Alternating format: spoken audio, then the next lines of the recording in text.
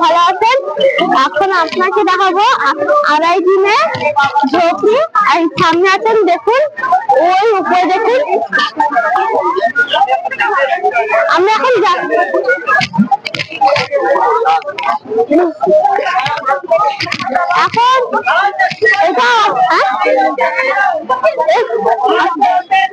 এখন আমরা উঠছি, তারপরে অনেক কিছু আছে।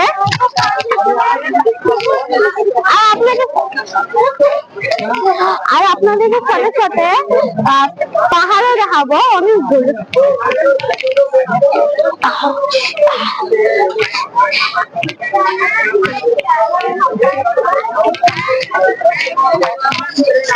এখন আমরা অনেকটা সামনে হয়ে গেছি।